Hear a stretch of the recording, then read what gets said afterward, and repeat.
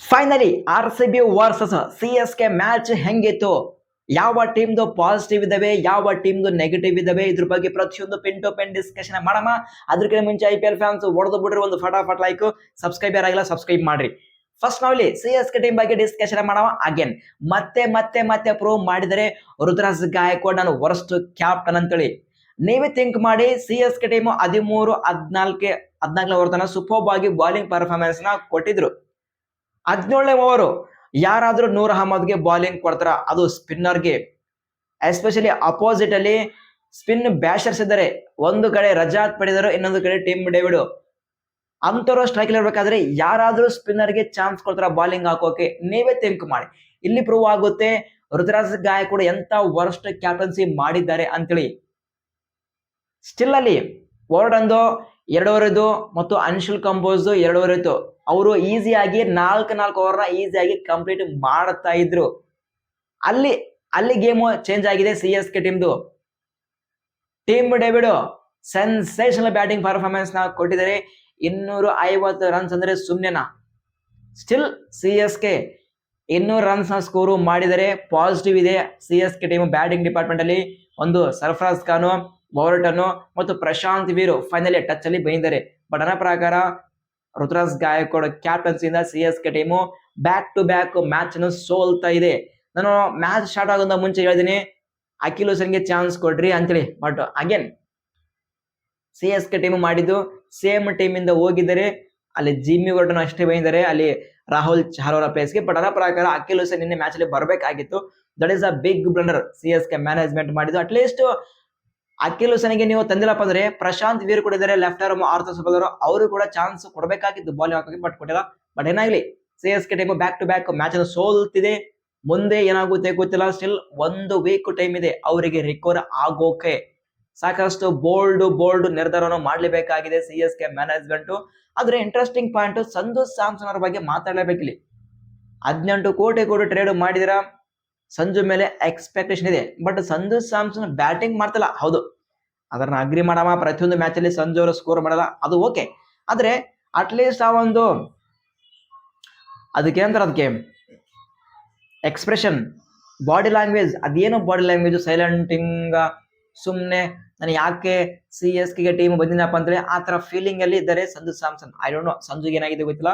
But ಆ ಒಂದು main body language change ಆಗಬೇಕು. First CSK team better performance ಕೊಡ್ಬೇಕಾದ್ರೆ ಬಾಡಿ ಲ್ಯಾಂಗ್ವೇಜ್ ಚೇಂಜ್ ಆಗಬೇಕು ಮೊದಲು. ಸಂಜು ಆ ಒಂದು ಬಾಡಿ ಲ್ಯಾಂಗ್ವೇಜ್ ನೋಡ್ತಾ ಇದ್ರೆ ಡೌಟ್ ಬರ್ತದೆ, ಇಷ್ಟಕ್ಕೆ ಸಂಜು ಅವರಿಗೆ CSK ಗೆ ಬರೋಕೆ ಇಷ್ಟ ಇತ್ತಾ ಅಥವಾ ಇಲ್ಲ ಅಂತೇಳಿ. ಇಷ್ಟ ಇದ್ದಿಲ್ಲಪ್ಪ ಅಂದ್ರೆ ಯಾವ ರೀತಿ ಮೇಲೆ CSK ಗೆ ಟ್ರೇಡ್ ಆದ್ರಿ, ಅದು ಬಿಗ್ ಪಾಯಿಂಟ್.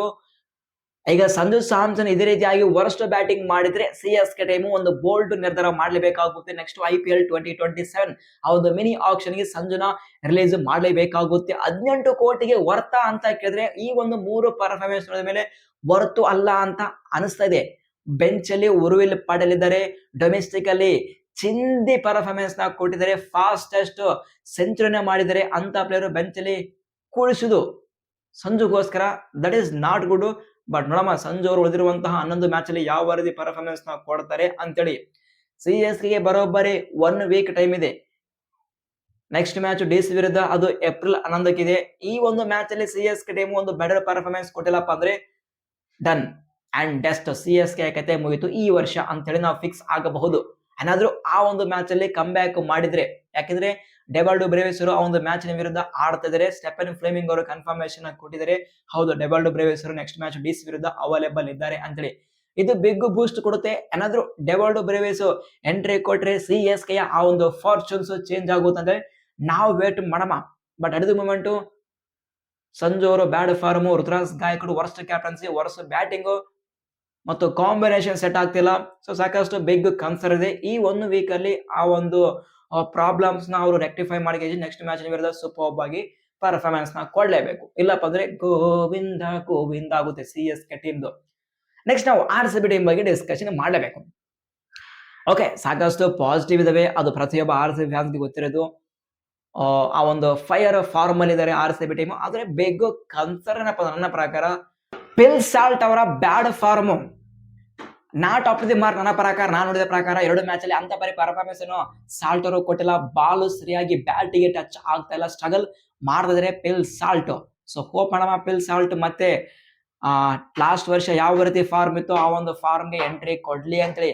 ಅವರು ಜಸ್ಟ್ 30-40 ರನ್ಸ್ ನ ಸ್ಕೋರ್ ಮಾಡಿ ಸಾಕು, ಆದ್ರೆ ಆ ಒಂದು ಸ್ಕೋರ್ ಅಲ್ಲಿ ದಮ್ ಇರುತ್ತೆ ಅಂತ ಒಂದು ಇನ್ನಿಂಗ್ ಆಡ್ತಿದ್ರು ಪಿಲ್ ಸಾಲ್ಟ್. ಬಟ್ ಈ ವರ್ಷ ಸ್ವಲ್ಪ ಸ್ಟ್ರಗಲ್ ಮಾಡ್ತಿದ್ರೆ ಅಂತ ಕಾಣ್ತಿದೆ. ಬಟ್ ನಮ್ಮ ಏನಾದ್ರೂ ಸ್ಟ್ರಗಲ್ ಮಾಡಿದ್ರೆ ಬೆಂಚ್ ಅಲ್ಲಿ ಜಾಕೋಬ್ ಬೆಥೆಲ್ ಇದ್ದಾರೆ, ಅವರಿಗೆ ಚಾನ್ಸ್ ಸಿಗುತ್ತೆ. ಬಟ್ ಹೋಪ್ ಮಾಡಮ್ಮ ಪಿಲ್ ಸಾಲ್ಟರು ಆ ಒಂದು ಬೇಗನೆ ಫಾರ್ಮ್ಗೆ ಎಂಟ್ರಿ ಕೊಡ್ಲಿ ಅಂತೇಳಿ. ಸೊ ಪ್ರತಿಯೊಬ್ಬ RCB ಫ್ಯಾನ್ಸ್ ನೀವೇನಂತೀರ, ಪಿಲ್ ಸಾಲ್ಟಾ ಅಥವಾ ಜಾಕೋಬ್ ಬೆಥೆಲ ಯಾರಿಗೆ ಚಾನ್ಸ್ ಕೊಡ್ಬೇಕಂತೇಳಿ ಪ್ರತಿಯೊಬ್ಬರು ಕಮೆಂಟ್ ಮಾಡಿ ನಾವು ಕಮೆಂಟ್ ಬಾಕ್ಸ್ ಅಲ್ಲಿ ಮತ್ತೆ ಡಿಸ್ಕಷನ್ ಮಾಡಮ್ಮ. ನೆಕ್ಸ್ಟ್ ಕನ್ಸರ್ನ್ ಏನಪ್ಪ ಅಂದ್ರೆ ಅದು ಜಾಕೋಬ್ ಡಫಿ ಅವರು. ಸಾಕು ಜಾಕೋಬ್ ಡಫಿ ಅವರಿಗೆ ಚಾನ್ಸ್ ಕೊಟ್ಟಿದ್ದು ಸಾಕು. ನಿನ್ನೆ ನನ್ನ ಪ್ರಕಾರ ವರ್ಸ್ಟ್ ಬಾಲಿಂಗ್ ಪರ್ಫಾರ್ಮೆನ್ಸ್ ನ ಕೊಟ್ಟಿದ್ದಾರೆ ಅಂತ ಅನಿಸ್ತಾ ಇದೆ. ಈಗ ಜಾಶ್ ಹೆಜಲ್ವುಡ್ ಅವರು ಅವೈಲೇಬಲ್ ಇದ್ದಾರೆ, ಈಗ ಸಾಕು ಜಾಕೋಬ್ ಡಫಿ ಅವರಿಗೆ ಚಾನ್ಸ್ ಕೊಟ್ಟಿದ್ದು ಸಾಕು. ಈಗ ಮೇನ್ ಗನ್ ವಾಪಸ್ ಬರಲೇಬೇಕು Josh Hazlewood. So can't wait Hazlewood ಯಾವ ರೀತಿ ಪರ್ಫಾರ್ಮೆನ್ಸ್ ನಾವು ಕೊಡ್ತಾ ನಾವು ವೇಟ್ ಮಾಡಿ. ಬಟ್ ಮುಂದೆ ಸಾಕಷ್ಟು ಬಿಗ್ ಮ್ಯಾಚ್ ಬರ್ತಾ ಇವೆ. ಸ್ಟಿಲ್ ನಿನ್ನೆ ನೆಗೆಟಿವ್ ಏನಪ್ಪ ಅಂದ್ರೆ RCB ಟೀಮು ಆ ಒಂದು ರನ್ಸ್ ನ ಕನ್ಸಿಡರ್ ಮಾಡಿದ್ದು. ಪವರ್ ಪ್ಲೇಲಿ 3 ವಿಕೆಟ್ ಹೋಗಿದ್ದು. RCB ಒಂದು 150-160ಗೆ ಕಟ್ಟಿ ಆಗ್ಬೇಕಾಗಿತ್ತು. ಬಟ್ RCB 200 ರನ್ಸ್ ನ ಕನ್ಸಿಡರ್ ಮಾಡಿದ್ದಾರೆ. ಬಟ್ ನನ್ನ ಪ್ರಕಾರ ಒಂದು 70-80 ರನ್ಸ್ ಇಂದ ಮ್ಯಾಚ್ ಗೆಲ್ಲುವಂತ ಮ್ಯಾಚ್ ಅನ್ನು ಸುಮ್ನೆ 40-45 ರನ್ಸ್ ಗೆದ್ದಂಗಾಯ್ತು. ಬಟ್ ಸ್ವಲ್ಪ ಬಾಲಿಂಗ್ ಅಲ್ಲಿ ಒಂದು ಬೆಟರ್ ಪರ್ಫಾರ್ಮೆನ್ಸ್ ಕೊಡಬೇಕು RCB ಅಷ್ಟೇ.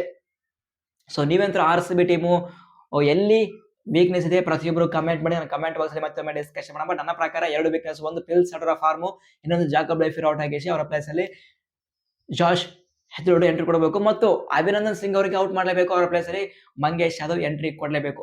ಸೊ ಇದು ಮೇನ್ ಕನ್ಸರ್ನ್ RCB ಟೀಮ್ದು. ಸೊ ನಿಮ್ಮ ಪ್ರಕಾರ ನಿಮ್ಮ ಒಪಿನಿಯನ್ ತಪ್ಪದೆ ಕಮೆಂಟ್ ಮಾಡಿ, ನಾವು ಕಮೆಂಟ್ ಬಾಕ್ಸ್ ಅಲ್ಲಿ ಮತ್ತೆ ಡಿಸ್ಕಷನ್ ಮಾಡೋಣ. ಸೊ ಐ ಹೋಪ್ ಈ ಒಂದು ವಿಡಿಯೋ ಇಷ್ಟ ಆಗಿರುತ್ತೆ ಅಂತ ಅಂದ್ಕೊಳ್ತೀನಿ. ಇಷ್ಟ ಆದ್ರೆ ಹೊಡೆದು ಬಿಡ್ರಿ ಒಂದು ಫಟಾಫಟ್ ಲೈಕು, ಸಬ್ಸ್ಕ್ರೈಬ್ ಮಾಡಿ. ಸಿಗೋಣ ಮುಂದಿನ ವಿಡಿಯೋದಲ್ಲಿ. Thank you.